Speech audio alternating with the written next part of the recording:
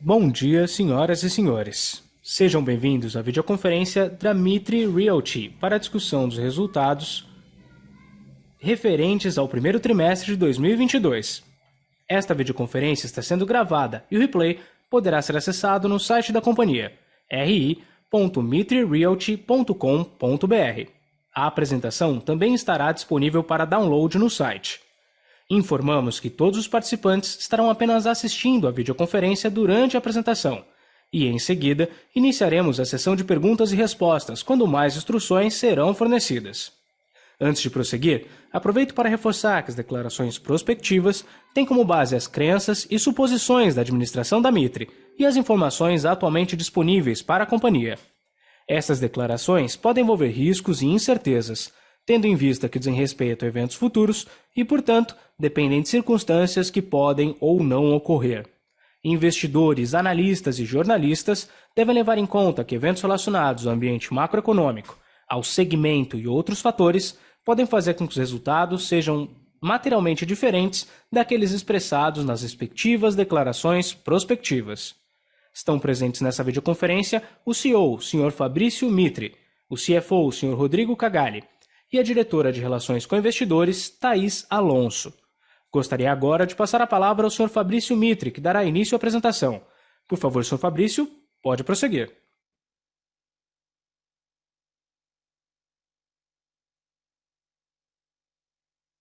Está no mudo, pessoal. Isso. Olá. Agora havia voltado. Liberem seu microfone novamente. Agora sim. Vocês nos ouvem agora? Sim, e estamos ouvindo. Podem prosseguir. Okay. Tá bom, obrigado. Bom, vocês estão vendo a tela? Sim, a apresentação está compartilhada. Tá bom. Bom, vamos lá. Primeiro, obrigado aí a todos estarem presentes aí na nossa conferência aqui de divulgação dos resultados do primeiro trimestre de 2022. Vamos fazer uma apresentação bem rápida e aí acho que depois a gente reserva a maior parte do tempo para Q&A, tá? Então, apresentando aqui os destaques. Primeiro, na nossa visão, foi um trimestre bastante positivo, né? A gente teve o recorde histórico da companhia em vendas líquidas e brutas, né?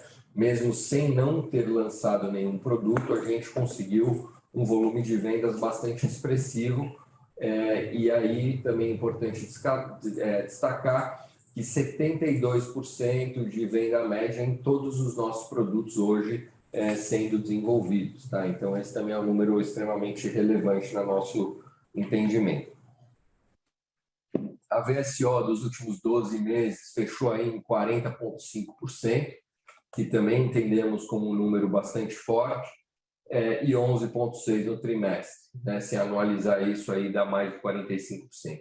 Então, a VSO dos últimos 12 meses é um grande balizador aqui para nós, como eu já falei em outras oportunidades. A Mitre Realty é uma companhia que procura não carregar estoque pronto, né? Então, a gente ter ali mais ou menos a venda acontecendo durante o desenvolvimento do produto de 1/3 por ano, a gente então cumpre aqui a nossa diretriz de não segurar estoque pronto. Então, acho que os níveis de vendas que a gente está vendo hoje, eles são bastante confortantes e mostram a resiliência do mercado, tá? Importante dizer também que o mês de abril, né, ele foi um mês que começou um pouco mais fraco, mas devido aos feriados, etc. E aí, no final do mês, ele tirou a diferença e terminamos o mês de abril também com vendas bastante saudáveis, tá? E a mesma coisa está acontecendo em maio. Então, a gente vê que o mercado está comprador, os clientes estão comprando, e todo aquele movimento, né, que surgiu desde antes um pouco da pandemia e muito intensificado na pandemia, das pessoas buscarem imóveis mais modernos, buscarem também proteger o seu patrimônio da inflação investindo em imóveis. E também há um componente, né, que hoje a taxa de juros, muito embora ela esteja 200 basis points acima do que ela era há pouco mais de um ano, também já traz um atrativo, porque alguns clientes têm colocado que a taxa está abaixo da taxa Selic, né? Hoje, os nossos clientes aqui tomam dinheiro por volta de 9,5% e durante ali o melhor momento na história recente, eles tomavam a 7, 7,5%. Então, esses 200 basis points não é uma coisa, um game changer para o nosso consumidor, tá? Acho que conseguem conviver com 200%, com 200 basis a mais de taxa. E é bom lembrar, né, que o cap dos bancos de captação nessa linha é 6,17. Então, também eu não vejo muito espaço para um incremento nessa taxa de juros para financiamento imobiliário. Mas aí eu acho que a gente vai falar mais disso no Q&A, né? Bom, receita líquida de incorporação também crescendo, fechou o primeiro TRI com 138 milhões, 72% maior em relação ao anterior. Então, eu acho que fica bem claro, né, o ramp-up da companhia e a gente seguindo à risca o nosso plano de negócios aí, divulgados na época do IPO e mostrando consistentemente as evoluções dos indicadores que comprovam esse ramp-up da companhia, né? Aí fechamos com uma margem bruta ajustada de 36% e uma margem a incorrer, né, a nossa margem é REF acima de 38%. O lucro líquido recorrente veio aí em 17 milhões no primeiro TRI, né? 50% acima do trimestre anterior.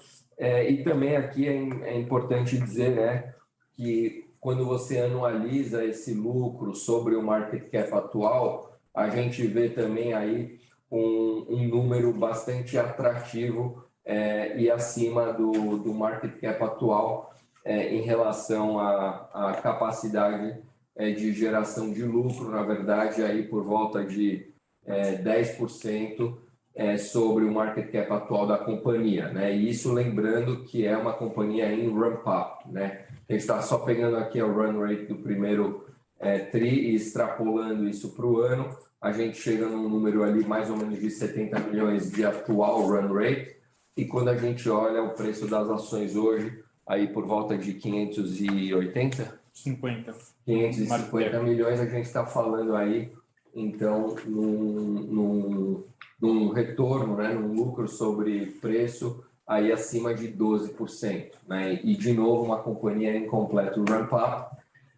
As estimativas, né, aí do setor do sell side, né, para os nossos números neste ano e no ano que vem, a gente observa que dentro, né, dos próximos 18 meses, né, contando maio como um deles, a gente vai, em tese, aqui retornar quase 50% do market cap da companhia nesse período, né? Então, também é uma das razões pelas quais a gente mantém o nosso TRS, porque a gente realmente acredita que há uma grande distorção entre valor e preço no preço das ações vis-à-vis a operação da companhia e os números que a gente tem integrado, tá? Bom, estoque, a gente está com 1,2 bi, são 1.600 e poucas unidades, sendo que 70% foi lançado nos últimos 12 meses e boa parte disso foi lançado no quarto TRI e ainda boa parte disso lançado no mês de dezembro, né? Então, também a gente considera aí um número bastante saudável, o número de unidades e o valor do nosso estoque, vis-à-vis também a nossa velocidade de vendas do estoque, que tem sido bastante satisfatória também. A carteira de recebíveis, é importante dizer, né? Hoje a gente tem 1,1 bi, em caixa. 1,1 bi em recebíveis caixa, um LTV médio de 41%, né? E um extrato quase insignificante de 1,5%. Isso aí. Tá. Aqui é importante dizer, né, que o LTV médio ele traz aqui algumas vantagens que são bastante interessantes, né? Então, uma venda média nossa, a gente vende, no mínimo, o cliente tem que pagar 30% durante obras e 70% de financiamento. O que a gente vê na nossa carteira é o contrário, né? Então, hoje, o cliente praticamente paga 60% durante obra e sobra 40% para ser financiado. né? Isso dá uma grande diferença, tá? Primeiro que traz muito menos risco para a companhia, né? E acho que por isso, inclusive, que a gente tem aí, mantém um nível de distrato historicamente muito baixo. Nós temos uma previsibilidade, né, de caixa, né, de receita, que se confirma mês a mês, e também a gente tem menos probabilidade desse cliente, eventualmente, por conta do INCC, ele não ter renda ou o imóvel não ter avaliação suficiente para comportar o financiamento dele. Isso foi visto agora, algumas semanas atrás, que a gente fez o repasse do Raízes Guilhermina Esperança. É um projeto na Zona Leste, no bairro da Guilhermina Esperança, são 316 unidades, é um empreendimento Raízes, então também é um público aí um pouco menos capitalizado, e a gente observou que tiveram aí uma resposta excepcional dos bancos em termos de repasse, onde só foram negados quantos clientes, Rodrigo? Deu 6% da carteira toda, 318. Então, em 318 unidades, apenas 6% destrataram em virtude de financiamento, e a gente já conseguiu revender quase todas, né? Ou todas? Sim, quase todas. Tá. Uma revenda média de 24 dias. Então, e com lucro, né? Então, isso é importante dizer. A gente entende, né, essa questão de gestão de carteira como uma coisa muito importante e um grande diferencial também das outras empresas de mercado, tá? Aí, só para acabar esse slide aqui, a gente volta um pouquinho mais para essa questão do LTV. Nós fechamos aí o trimestre com 5,2 bi na cidade de São Paulo. Lembrando que é 100% São Paulo, não tem ABC, não tem Osasco, não tem nenhuma outra cidade, Guarulhos, etc. É só São Paulo, capital. E também são exclusivamente em lugares onde a gente opera na linha origem e raízes, né? Que na verdade a linha raízes a gente diminuiu um pouco os apartamentos que tinham de 60 a 80 metros e criamos a linha origem, que tem apartamentos aí entre 40 e 50 metros, dois dormitórios. Nós fizemos um teste dessa tipologia no final do ano passado, no Raízes Tatuapé. Foi excepcional a performance de venda dessa tipologia de 48 metros, lá no caso. Então, a gente sentiu confiança para, de fato, seguir a trajetória de adaptar alguns produtos para ter unidades um pouco mais compactas, tendo em vista que o INCC subiu bastante, os preços dos imóveis corrigidos pelo INCC também tiveram uma valorização importante, e a gente, por outro lado, procurou fazer um ticket que, na verdade, cabe no bolso do nosso cliente, e a gente não só mantém, como ampliou o addressable market desse produto nosso de entrada, tá? Isso tudo também a gente vai mostrar daqui a pouco. Você tem esses dois slides aí, Caio? Só um minutinho.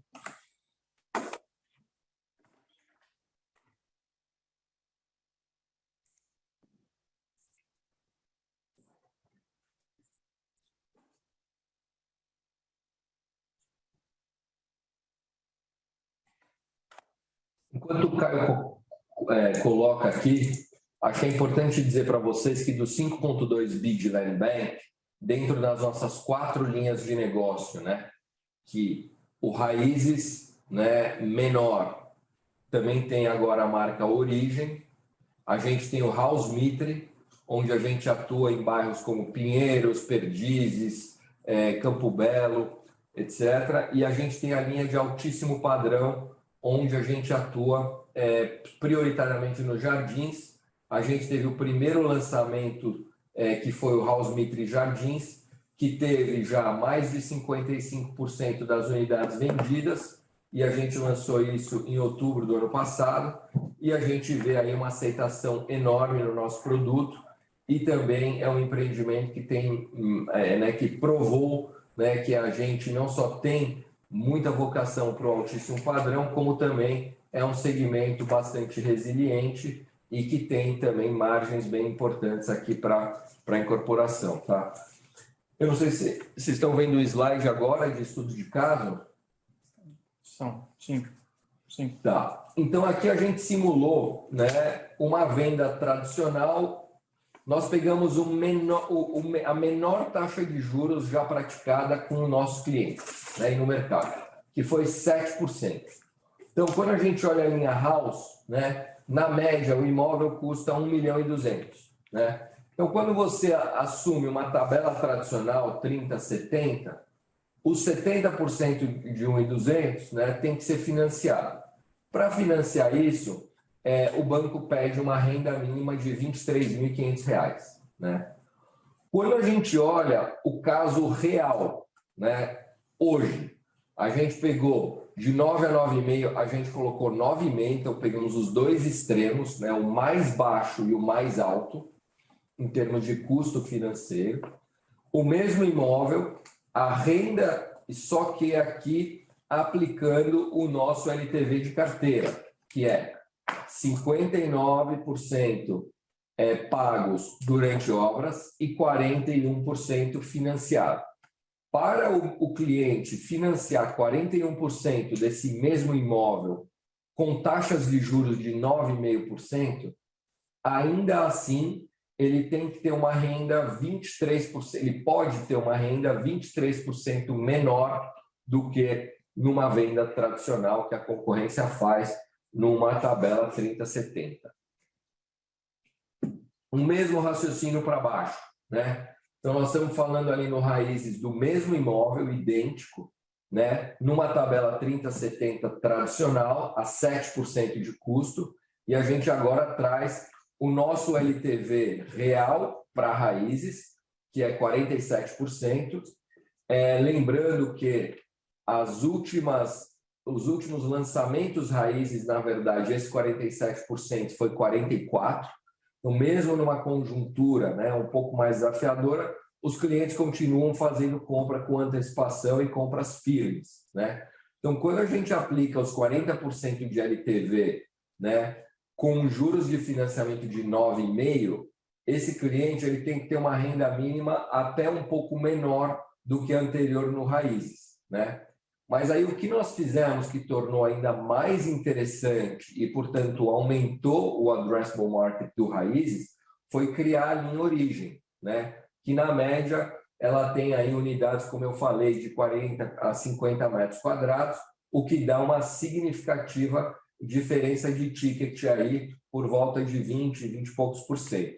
Então isso é muito importante e a gente com 20% a menos, ou seja, a gente melhora ainda mais esses números aqui. Então, é só um pouquinho para a gente tentar quantificar, né, um pouco de toda essa mudança de cenário que o mercado financeiro hoje atribui, né, às perspectivas do mercado imobiliário, mas a gente tentou aqui, de fato, colocar em fatos concretos o que quer dizer um aumento de 200, 250 basis points na taxa para o nosso negócio aqui da Mitre Realty, né?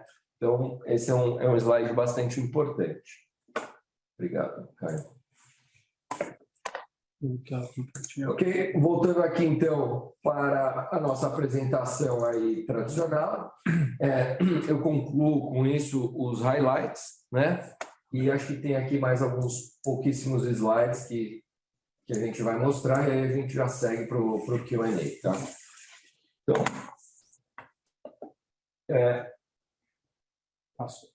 aqui vamos falar de resultados operacionais, né? Então, Rodrigo, vamos lá. Vamos lá, bom dia a todos. Obrigado pela presença. Bom, como o Fábio já destacou, né, vendas líquidas crescendo em relação ao primeiro tri de 2021. Em relação ao quarto tri, tem uma queda natural pela ausência de lançamentos, né? O quarto tri de 2021 a gente teve aí 1,1 bi de lançamentos, por isso essa distorção. VSO em destaque para o crescimento da VSO nos últimos 12 meses, né, o que demonstra de fato aí a estratégia da companhia e a capacidade. Importante destacar aqui que 78% do volume das vendas realizadas pela Mitre Vendas, então a gente teve um crescimento também em relação ao último trimestre, né, a participação da Mitre Vendas, então um importante braço aqui, uma solução interna, né, para a parte de vendas. Olha só. Claro. Obrigado. Bom, estoque 1,2 bi, né? Acho que o principal destaque desse estoque é que 75% são de unidades lançadas em 2021, então estoque muito fresco. Se a gente, né, anualizar a nossa VSO do primeiro trimestre e mantiver este ritmo, a gente termina o ciclo novamente com muito pouco estoque pronto ou com zero. Então, continua sendo aí um olhar bastante atento a esse indicador nosso e estamos no caminho correto, né, para continuar entregando com muito pouco estoque pronto. Nosso estoque pronto hoje atual, apenas de 1% de estoque pronto, então também muito baixo. A gente entrega esse ano mais 5 produtos e nós estamos com 98% das unidades já vendidas do que a gente entrega este ano. Então, novamente, a gente vai terminar um ciclo aí com praticamente zero de estoque pronto. Banco de terrenos, né? O Fabrício já abordou bastante aqui. A gente continua bastante seletivo na aquisição. A gente tem um banco de terreno bastante robusto. A gente vem sendo bastante seletivo nas aquisições deste ano. A gente tem hoje mais ou menos, né, 3 anos aí de land bank dentro de casa. Então, como o Rodrigo colocou, hoje a gente é muito mais seletivo, né? O que quer dizer isso? Quer dizer que a gente tem buscado cada vez mais um percentual maior de permuta, né? A média dos últimos negócios é 40% permuta, 60% cash, e a gente quer trazer isso aí para um meio a meio no curto espaço de tempo. E também realmente selecionando assim, terrenos imperdíveis, porque a gente imagina que esse ciclo a gente consiga garimpar boas coisas, mas sem ter pressa, tranquilo, tentando achar realmente os bons negócios que valem a pena. Tá? É um pouco da nossa visão aqui para a Land Bank. Entrando aqui um pouco nos destaques financeiros, a receita, então, do primeiro TRI, receita líquida, né, de 138 milhões, também tem uma queda em relação ao quarto TRI pela ausência de lançamentos, e as obras também do quarto TRI ainda não começaram, elas vão, daremos início agora a partir desse segundo trimestre, e aí começa a pocagem e a receita a crescer e passar pelo nosso balanço. O principal destaque, acho que do primeiro trimestre, um dos principais destaques, de fato, o crescimento da margem bruta. Isso é uma combinação de repasse de preço, né, nas vendas dos nossos empreendimentos, e também um destaque importante aqui para a linha nossa de alto padrão, que é o House Mitre Jardins, que teve uma venda importante no primeiro trimestre e também contribuiu, dado a margem do projeto. Então, eu acho que isso daí mostra também a nossa estratégia de inaugurar e entrar nessa linha de alto padrão, né? Então, acho que a margem do primeiro trimestre ela foi impactada por essa conjuntura, essa somatória de fatores. Bom, despesas comerciais, né, do primeiro trimestre, 13 milhões. Aqui tem um impacto de um pouco dos lançamentos do quarto TRI, que naturalmente algumas despesas acabam incorrendo acabaram incorrendo no início do ano, e também devido à preparação dos estantes que nós inauguramos agora em abril, né, do Origem Tem e do Raízes Freguesia. Então, essa despesa comercial também, parte dela incorreu no primeiro TRI. Então, acaba tendo essa distorção um pouco por isso desse crescimento em relação principalmente ao primeiro trimestre de 2021. Em relação às despesas administrativas, a gente está em linha aí com o quarto TRI, em linha com o nosso budget, então continuamos aí com o foco, né, de ser uma empresa bastante eficiente, e aí conforme a gente retorna os lançamentos, esse indicador ele vai ficando, a gente vai demonstrando que esse indicador continua, né, nos colocando entre as empresas mais eficientes do setor. Bom, eu falo financeiro líquido, a gente, né, teve impacto aí pela nossa operação do swap, mas como o Fabrício colocou, né, a gente entende que é uma distorção bastante forte em relação ao preço da ação e ao valor da companhia, então a gente continua acreditando bastante na companhia, mas teve essa distorção momentânea aí nos números, dado a obrigação de marcar mercado ao final do trimestre. Tá? O ROI aqui de lucro líquido recorrente, né, de 17 milhões, então importante lucro líquido, aí um crescimento importante em relação ao quarto TRI, principalmente ao primeiro TRI do ano passado, então bastante significativo o crescimento, e demonstra, na verdade, toda essa estratégia agora, como o Fabrício colocou, a empresa, né, ainda no momento de crescimento de rampagem, mas conforme as obras vão evoluindo, essa receita vai passando para dentro do balanço e a gente vai entregando cada vez mais lucro para os nossos acionistas. Bom, recebíveis, né, aqui é o recebível contábil, 483, recebível caixa aí um pouco mais de 1,1 bi, uma carteira de extrema qualidade. Aqui eu destaco, né, o distrato, a gente fechou o primeiro TRI com 1,5 de distrato em relação à carteira, inadimplência também de 0,4, então ambos os indicadores no menor nível histórico da companhia, LTV também super baixo, de 40%, 41,6% LTV média. Então, como o Fabrício também destacou lá no começo, essa parte nossa da carteira super saudável, muito bem controlada, os repasses acontecendo. A gente está com 2 repasses em andamento, né, já trazendo um pouco de dado. O Raízes Guilhermina, que é um projeto bem raiz mesmo, a gente está com 50% da carteira quitou antes, né, na verdade, da individualização da matrícula, então durante o pré-habite, seja por adesão ao pré-habite, seja por quitação com recursos próprios, 50% dessa carteira quitou ainda durante o pré-habite. E no House Brooklyn, que é um empreendimento que a gente vai entregar oficialmente agora entre junho e julho, 62% da carteira também já quitou durante esse momento de pré-habite. Então, isso demonstra, de fato, a capacidade e a excelência na gestão da carteira por parte da MIT, né? Ambos os projetos, um bem raiz e um mais médio-alto padrão, ambos com 50% ou mais aí já quitados no pré-habite. Isso tem tudo a ver com aquela nossa tendência, né, de ter um alto giro do ativo, né? Então, com isso, a gente consegue ter mais lucro com menos patrimônio líquido, né? Exato. Bom, endividamento, fechamos aí o trimestre com caixa líquido de 93 milhões, 100% da dívida do primeiro trimestre voltada para plano empresário. Enfim, então continuamos aí com uma posição bastante robusta de caixa dentro da companhia.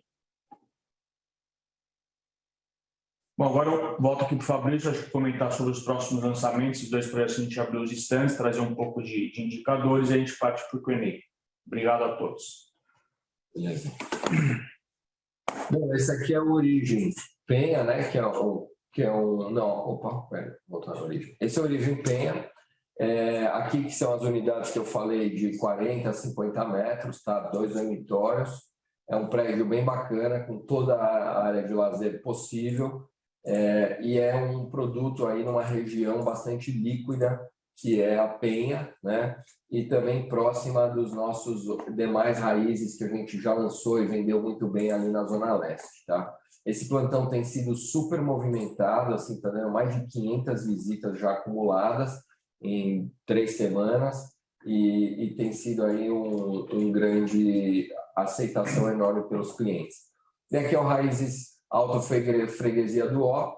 Aqui são apartamentos um pouco maiores, são de 105 metros, 3 suítes, e o de 85 metros, 3 dormitórios aqui. Em frente a esse terreno, a gente tem o Raízes Freguesia do Ó, onde essa tipologia de 85 metros, ela se esgotou. Então, por isso que a gente resolveu repetir, né, essa tipologia logo em frente.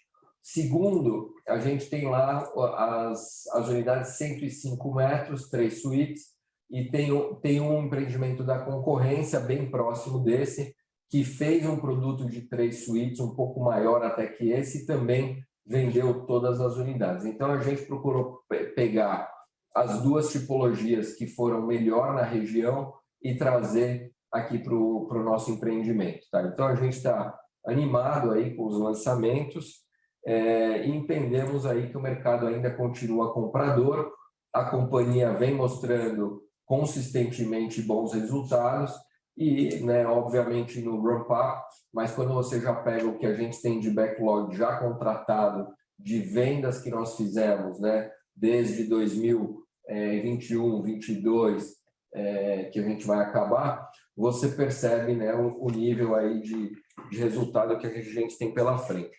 Só como uma conta meio básica, né? Imaginando que a gente não lance nenhum produto no ano, o que não é verdade, a gente teria, em lucro bruto de 2022, 225 milhões de reais, tá? Assumindo uma VSO de 32%, e a gente tem entregado aqui uma VSO maior do que essa. Quando a gente tira a SG&A de 125 milhões, mais ou menos, a gente tem 100 milhões de EBIT, né? Quando a gente tira disso os 80 milhões, que é despesa financeira e imposto que vem para o lucro antes de impostos, a gente está falando num lucro líquido de 80 milhões em 22, sem fazer nada a mais, né? Obviamente, a gente está lançando esses 2 produtos, nós pretendemos ir lançando os demais em números aí parecidos com o que a gente entregou ano passado, mas também sem nenhuma obrigação de lançar e uma espada de Damócles, né? A gente não tem estoque, a gente não tem alavancagem, então nós temos land bank suficiente. Então hoje nós temos aqui um conforto, né, em dosar a nossa velocidade de lançamentos e a quantidade de lançamentos que a gente vai colocar. Vamos ver como é que vão ser esses 2. A gente já tem um já programado do altíssimo padrão, que é um terreno na Doc Lobo, com a Itu, que deve ser aí o próximo lançamento em meados do ano. Então, é um pouco da forma como a gente está trabalhando aqui dentro, né? E aí, nesses 80 milhões de lucro, obviamente, se a gente lançar produtos que vendam bem e sejam, né, aí mais próximo né, quanto antes melhor, que eles vão ter mais tempo de trazer resultado para o ano, e também podem haver lançamentos que não performam tão bem, e isso teria aí algum decréscimo dos 80. Mas, acho que dadas as velocidades de venda e etc., a gente está bem em linha aí para entregar um número bem próximo aí do que o mercado hoje tem como previsão para nós, né? Quando a gente olha o ano que vem, né, o mercado tem aí previsão, né, por volta aí dos seus 180, 200 e poucos milhões. Quando a gente olha esses 2 anos apenas, né, então a gente está falando de pegar de maio de 22 até dezembro de 23, a gente hoje tem aí um potencial de retornar, né, metade do market cap, e além disso, né, nós estamos negociando a um múltiplo de price to earnings menor do que 3 vezes, né, para 23. Então, realmente é por isso que a gente tem bastante convicção em manter a nossa posição no TRS e ter aí uma exposição à valorização do nosso papel, que a gente acredita que está bastante mal precificado, né? Bom, faltou alguma coisa, Thaís? Acho que fechou. Vamos para o NEM. Quer falar um pouquinho do NAV? O Fabrício comentou agora do valor da ação, que eu acho que é uma coisa que está todo mundo aqui para falar, né? Um call de resultados, e o reflexo disso é o nosso acionista. Quando a gente olha para dentro da companhia, hoje a gente trade 550 milhões de market cap, né? Que é um valor abaixo, inclusive, do que a gente teria só somando caixa da companhia e os terrenos que a gente tem sem benefício nenhum. Que dá 466 milhões de terreno e 93 milhões de caixa, ou seja, a gente não bate o valor líquido da companhia. Se a gente considerar a carteira de recebíveis, a companhia teria um potencial de 3 vezes esse valor. Então, acho que é o que a gente está tentando trazer para vocês e mostrar o valor que a gente está entregando em cada resultado. Eu acho que aqui, quando a gente pega o net cash position, né, de 93 milhões, e aí você vê lá a nossa conta de land bank de 466 milhões, na verdade, esse land bank, ele é um custo histórico, né? Então, você imagina, agora a gente está lançando na Itu com a Doc Lobo, aquelas casinhas que nós compramos ali, elas estão a book value no nosso balanço. E, obviamente, né, quando você tem várias casas, é uma coisa. Quando você tem um terreno pronto, um prédio aprovado para fazer um lançamento, já vale muito mais, né? E, além disso, a gente comprou esses terrenos já aí nos últimos 2 anos. Então, seguramente, só o valor justo dos terrenos, né, ele já é significativamente superior ao market cap da companhia atual. Se somar com o caixa líquido, a gente já fica numa posição melhor ainda. E lembrando também que os terrenos off-balance, né, que vocês sabem que a gente compra terreno pagando pouco e a maioria do pagamento acontece com mitigadores de aprovação e até aprovação, 86% do valor. Então, quando a gente olha o que a gente já tem, né, de terreno comprado, porém com pagamento diferido vinculado às aprovações, a gente tem, então, essa variação de preço dos terrenos off-balance que deveriam entrar nessa conta também. E aí nós estamos falando, né, de um valor bastante significativo, se não o dobro do market cap atual da companhia. Então, quando a gente olha só net cash e land bank a custo, a gente hoje consegue tradear abaixo desse número, né? Aí, quando a gente vê recebíveis, né, líquidos de 466 milhões, depois a gente tem um estoque líquido de 646 milhões, e aí tem 128, né, de other liabilities, a gente chega num NAV de 1,5 bi. Então, a gente está falando que a nossa empresa está valendo quase 1/3 do NAV, né? Então, ela precisaria triplicar de valor para chegar no NAV. Então, isso também para nós é um número que chama bastante atenção, tá? Aí, dito isso, acho que agora podemos começar aí a sessão de perguntas e respostas. Obrigado a todos e a gente está aqui à disposição. Obrigado. Obrigado. Iniciaremos agora a sessão de perguntas e respostas. Caso deseje fazer alguma pergunta, por favor, clique em levantar a mão. Se a sua pergunta for respondida, você pode sair da fila clicando novamente sobre o botão levantar a mão. Aguarde enquanto coletamos as perguntas. Nossa primeira pergunta vem do Sr. Bruno Mendonça. Por favor, Bruno, seu microfone já está liberado. Oi, pessoal, bom dia. Obrigado pela apresentação, pelas perguntas. Fabrício, Rodrigo, Thaís. Uma pergunta mais de mercado aqui, talvez, falar um pouco aí de equilíbrio de oferta e demanda na cidade de São Paulo. A gente viu aí que alguns bairros da cidade tiveram lançamentos concentrados no fim do ano passado, entraram aí em 2022 com oferta maior do que a gente vinha vendo. Então a pergunta é se vocês têm sentido aí algum impacto diferente em algum dos bairros ou das linhas de negócio de vocês, né? E como que isso tem afetado a cabeça para o mix de lançamento entre as linhas de negócio daqui para frente, o que esperar da agora até o fim do ano. E a segunda pergunta, ainda nessa linha, queria que vocês falassem um pouco sobre a evolução de preço de unidade em cada segmento, né? A gente segue vendo aí noticiário de inflação bem resistente, materiais ainda muito voláteis, mão de obra com dissídio contratado alto, então isso provavelmente vai seguir aí demandando aumento de preços sequenciais nos lançamentos daqui para frente, né? Então a pergunta é como que está aí o plano de precificação desses lançamentos daqui para frente e como que vocês têm visto isso comparando aí com a velocidade de venda atual. Obrigado. Obrigado pela pergunta, Bruno. Eu vou colocar um slide aqui, 2, na verdade, que eu acho que respondem aí parte dessa pergunta. Vocês estão visualizando? Ainda não. Ainda não. Agora está todo mundo vendo? Agora sim. Tá. Então vamos lá. Esses gráficos a gente gosta muito de mostrar porque a gente acompanha eles, né, aí trimestralmente. Então o gráfico de cima mostra unidades vendidas e lançadas aqui em São Paulo, né? Então a gente vê que essa barra, né, ela ficou bastante próxima ali até 2014, né, onde vendeu-se ali, lançou 34 milhões, né, no ano anterior tinha vendido 33, e aí até 2016 esse número caiu pela metade, foi para 16 mil unidades, né?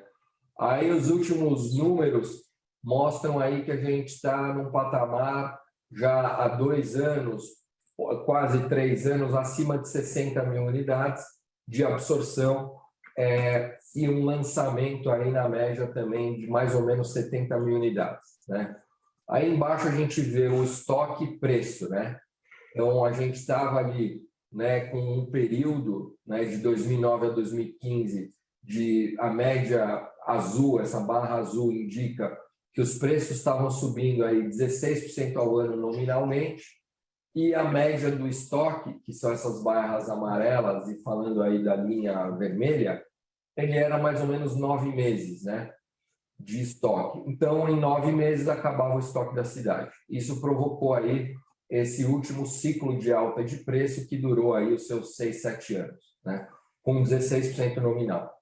Aí a gente vê o ciclo atual, né? Talvez até um pouquinho anterior ao que vem acontecendo desde 21, mas a gente vê aqui que a partir de 2016, né, a gente vê uma redução bastante importante do estoque aqui em São Paulo, voltando aí para uma média próxima dos seus 11 meses, e a gente observa que mesmo assim o imóvel ainda, né, ficou estagnado até 2019, e aí 2020 e 2021 foi o momento em que os preços começaram a subir um pouco, mas mesmo assim, quando você leva em conta o preço nominal subindo nessa média de 2,3 vis-à-vis a inflação no período, o imóvel perdeu bastante valor real, né? Então, o que a gente vê agora é o consumidor também preocupado com isso e querendo comprar logo o imóvel e ter o seu patrimônio, né, com uma reserva de valor mais palpável do que um portfólio financeiro que hoje tem sido bastante volátil, né? Aí acho que só aqui enfatizar, então nós saímos ali, né, de 2016 num mercado de unidades lançadas de 19 mil, que foi ali logo no início do plano diretor, que foi em 2014, mas o mercado estava em crise 15, 16 e até aprovar os projetos. A partir de 17 a gente vê esse indicador crescendo bastante e crescendo aí no período quase 60 mil unidades de oferta, em número de unidades que basicamente 60% desse mercado aqui é Minha Casa Minha Vida. Vai no slide próximo. Daqui a gente divide, né, o mercado em segmento compacto, aqui cuja participação do Minha Casa Minha Vida nas unidades de até 45 metros é de mais ou menos 60%. Então, a gente vê que esse mercado, né, ele saiu de 6 mil unidades lançadas para 63 mil unidades lançadas. Então, isso é o que explica, né, aquele enorme crescimento no número de unidades em São Paulo, né? Quando a gente vai para olhar as nossas unidades, né, que são acima de 45 metros, basicamente 2 e 3 dormitórios para o usuário final, a gente observa um comportamento bem diferente, né? Então, de 2010 até 2014, 15, o mercado lançava e vendia por volta de 24 mil unidades, né? A partir de 2016, com esse novo plano diretor e etc., o mercado começou a lançar unidade compacta e essas unidades acima de 45, na verdade, ficaram ali por volta dos seus 14, 15 mil unidades por ano, que é 40% menor do que foi historicamente. Então, isso para nós é muito importante aqui dentro, né? Porque a gente atua, né, nesse mercado de 2 e 3 dormitórios para o usuário final. A gente faz estúdio para se beneficiar de regra urbanística e etc., mas a gente tem isso só como no máximo 20% do VGV. Então, nós estamos falando aqui de 80% do nosso negócio está nesse mercado, onde a oferta, na verdade, nos últimos anos, quando comparada historicamente, aí nos últimos 12 anos, ela vem caindo, né?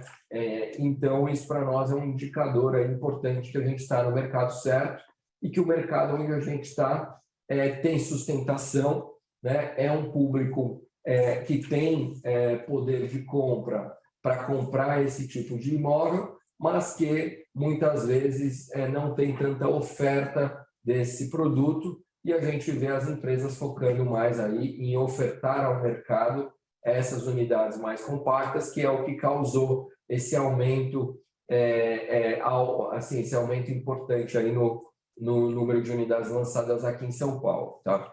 É importante falar também que a gente aqui na Mitre, né, a gente tem um departamento de inteligência de mercado muito forte e a gente tem todas as áreas desde comercial, vendas, incorporação. A gente observa e mapeia a cidade inteira o que está vendendo onde, né? Porque quando você fala em estoque total, né, eu dei aqui um exemplo, né? Nós estamos lá lançando no Guilhermina ou melhor, no Origem Penha, que é do lado, né, do nosso Guilherme Esperança, por exemplo, onde eu tenho lá unidades de 60, 75 metros, e mesmo estúdios de 20 e poucos metros, que são 20% das unidades, mas que tá tudo vendido. Então, não tem estoque ali naquela região desse produto, sobretudo esse que nós estamos trazendo de 40 a 48, 50 metros, com 2 dormitórios naquele formato de planta. Assim como quando a gente está falando de freguesia do O, a gente está falando em uma tipologia que não tem mais, que a gente vendeu tudo, 85 metros, e estamos falando de uma outra tipologia de 104 metros, que também quase não tem opção, e o nosso concorrente mais próximo zerou essas unidades. Então, acho que é importante a gente aqui na Mitre procura entender mais as micro-regiões do que a estatística global, né? Por isso que o nosso entendimento é o seguinte: São Paulo é uma cidade grande o suficiente, nós temos um land bank de primeiríssima linha e a gente tem que vender em qualquer cenário, né? Onde vem o nosso segredo aqui interno, né? É diferenciação de produto e muita inteligência de mercado, porque eu consigo fazer produtos em cada área onde a gente encontra um gap entre o que é oferecido e o que poderia ser oferecido naquele mercado e o que não tem estoque na região. Então, eu acho que essas componentes, obviamente, com uma boa execução, desde a hora de venda até a entrega do produto, eu acho que é um pouco do que a gente aqui tem feito para mostrar resultados de venda e margem acima do mercado, tá? Então, Bruno, eu não sei se eu respondi completamente a sua pergunta. De preço. Mas acho que faltou uma, né? De preço. De preço, né? Preço. É só se os lançamentos, como é que está a precificação desses novos lançamentos tá. comparado com o que vinha vindo? Olha, Bruno, a gente tem aqui a política e está seguindo ela à risca de reajustar preço pelo INCC, né? Então, a gente vem conseguindo fazer isso. Nós fizemos uma revisão de orçamentos no primeiro trimestre do ano passado, de lá que o INCC tem que ficar, porque ali tinha um gap, né, em torno de 6%, chegou a 6%, né, entre o que a gente chama aqui de moeda Mitre versus a moeda INCC. Então, a gente teve, do pós-pandemia até aqui, um reajuste de preço dos nossos insumos em torno de 4% acima da inflação, número que já foi 6% no passado. Por isso, a gente optou por fazer aquele ajuste no primeiro tri do ano passado. Hoje, a gente vê o INCC, né, pegando as altas e com algum lag, né, mas chegando lá. Existem aí conversas, né, de insumos como aço, concreto, etc., que estão em negociação no setor. Também tem aí o governo, né, indicando a redução do IPI, etc. Acho que todas as câmaras setoriais, aí, entidades têm feito aí bastante pressão no governo em virtude disso. E a gente imagina aqui o preço, o grande movimento já aconteceu, tanto de preço quanto custo, e agora as coisas devem ficar mais ou menos por aí onde estão, tá? E se a gente em algum momento identificar algum descolamento relevante, a gente não tem problema nenhum em trazer de volta ao mercado. Mas o que a gente está vendo hoje é que o descolamento tem sido com algum lag compensado pelo INCC. Bom, beleza, maravilha. Obrigado pela resposta. Obrigado. Lembrando que para fazer perguntas, basta pressionar o botão levantar a mão. Aguarde enquanto coletamos mais perguntas. Nossa próxima pergunta vem do Sr. Elvis Credendio. Por favor, Sr. Elvis, seu microfone já está liberado. Oi, bom dia, pessoal. Fabrício, Rodrigo, Thaís, Caio. Tenho duas perguntas aqui, tá? A primeira sobre até o tópico do projeto que foi entregue recentemente, né, que vocês comentaram que foi um sucesso na hora do repasse, e ficando só com 6% das unidades destratadas. Então, eu queria entender que apesar de ser uma amostra muito pequena, mas queria entender como que foi a aplicação aí da lei do distrato, né, nessas unidades que foram distratadas, quando vocês conseguiram recuperar. Também falar um pouquinho sobre o preço na revenda dessas unidades tratadas, né, se conseguiram vender no mesmo preço, pós-ajuste de NCC e tal. E aí a segunda pergunta, tem um link sobre esse tópico aí da questão dos estoques, né, das unidades compactas em São Paulo, porque depois que começou praticamente o bull market no setor lá em 2019, né, essas unidades compactas aí começaram a ser produzidas de uma maneira mais significativa, e elas devem começar a ser entregues de uma maneira mais significativa também a partir de 22, né, que é começando lá em 2019. Então, queria entender como que vocês imaginam o dinâmica de preço, né, para essas unidades, né, que vão ficar em estoque, essas unidades mais compactas. Vocês imaginam que deveria ter alguma correção ou não?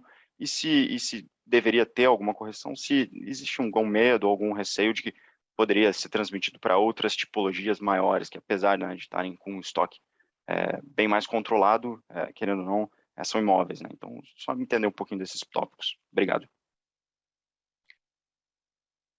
Alves, tudo bem? Bom, em relação à primeira pergunta do repasse, cara, a aplicação do distrato, a gente tem aplicado o que diz a lei, então retenção de 50%. A gente vem obtendo sucesso aí na composição, né, com os clientes.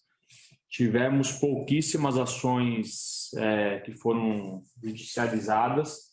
Das que tivemos sucesso aí tanto em primeira quanto em segunda instância até o momento. Então, a gente tem aplicado a lei do distrato. Em relação à revenda, sim, a gente está revendendo mais caro. Então, a depender do produto, isso daí está valendo de 15% a 25% aí de aumento, né? Assumindo o preço que a gente vendeu ao lançamento há 3 anos, né? Desse produto especificamente, por exemplo. No House Brooklyn também, a gente revendeu uma unidade lá é muito baixo de extrato, né? Menos de 2%, mas voltou mês passado uma unidade, a gente revendeu aí quase 30% mais caro do que foi na época do lançamento, tá? Então, sim, a gente também tem conseguido revender com apreciação as unidades e revender num prazo muito curto, né? Nossa revenda, nosso prazo médio aí, ele é inferior a 70 dias, então praticamente em 2 meses a gente consegue revender uma unidade que retorna aqui para casa, né? Então, obviamente, isso daí tem a ver com a estratégia de produto, etc., mas está bastante controlado aí esse quesito, tá? Em relação à sua segunda pergunta, que foi só, me relembre, por favor. Mais sobre uma dinâmica de preços... dos compactos, tá. Exatamente. Em relação aos compactos, a nossa VSO aqui, essa VSO que a gente apresenta de 40,5 nos últimos 12 meses, ela é semelhante para as duas tipologias, tá? Então, e para as linhas também. Felizmente, a gente não tem distorções, tanto em linha quanto em tipologias, né? Então, a gente acaba que a gente não tem um problema mais sistêmico em alguma tipologia ou linha. O nosso compacto, também indo na linha da diferenciação, né, como a gente já explorou bastante outras oportunidades, a gente fez aquela parceria com a Atlântica, né, que o cliente que compra com o intuito de investimento, ele pode deixar a unidade dele para a gestão Atlântica, com isso se forma lá um pool. A Atlântica tem todo o know-how, né, por conta da parte hoteleira deles, são os segundo maior operadores hoteleiros do Brasil, e aí eles fazem toda essa gestão, e hoje a gente já tem um case que foi inaugurado há menos de um ano, em julho do ano passado, aqui na Vila Mariana, e hoje ele já está entregando aí um yield líquido de 8% para o nosso cliente. Então, os clientes têm ficado bastante satisfeitos, ocupação alta, retorno bastante satisfatório. Acho que é importante também mencionar que a gente negocia uma exclusividade, né? Então, a gente pegou o nosso portfólio nas regiões onde a gente tem, nas micro-regiões onde nós temos os nossos empreendimentos, eles só podem operar os nossos prédios e não da concorrência, tá? Isso também é criar um diferencial competitivo em relação ao mercado, que é o que a gente se dedica a fazer o tempo todo. Então, só para exemplificar para você, o projeto que a gente lançou no Tatuapé em dezembro do ano passado, a torre nossa de estúdio 100% vendida. O projeto que a gente lançou na Vila Mariana também no quarto trimestre, a Torre de Estúdios praticamente 100% vendidas. Então, isso demonstra, de novo, né, a capacidade de diferenciação aqui da Mitre. Em relação a ter uma distorção aí de preço, sim, esse gráfico que o Fabrício apresentou do Secovi que a gente acompanha, mostra muito, né, que está bastante equilibrado a relação oferta-demanda na cidade de São Paulo. Né? Então, eu acho que isso é um ponto de atenção, né, que tem que monitorar, mas eu acho que está bem longe aí do pior cenário que foi lá em 2016, enfim, que a gente teve aí um estoque de mais de 18, quase 20 meses de venda, né, que aí acabou gerando aquela distorção de preço. Então, eu acho que a gente está num cenário ainda bastante dinâmico, favorável, né, para a manutenção dos preços. Tá? E a gente tem sentido isso na prática, acho que a nossa margem também corrobora bastante aí dessa tese. Tá ótimo, pessoal. Obrigado, Rodrigo, Fabrício. Obrigado. Obrigado. Lembrando que para fazer perguntas, basta pressionar o botão levantar a mão. Aguarde enquanto coletamos mais perguntas.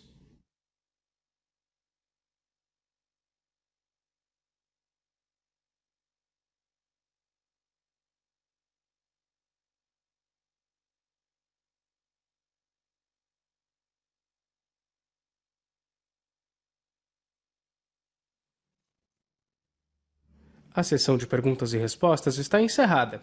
Gostaria agora de passar a palavra ao Sr. Fabrício Mitre para que faça as considerações finais da companhia. Por favor, Sr. Fabrício, pode prosseguir. Bom, primeiro, obrigado aí.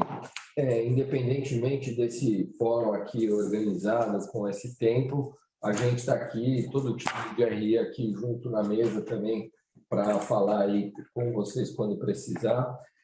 Acho que é importante deixar a mensagem. A gente vem entregando o que a gente se propôs a entregar desde o IPO, né?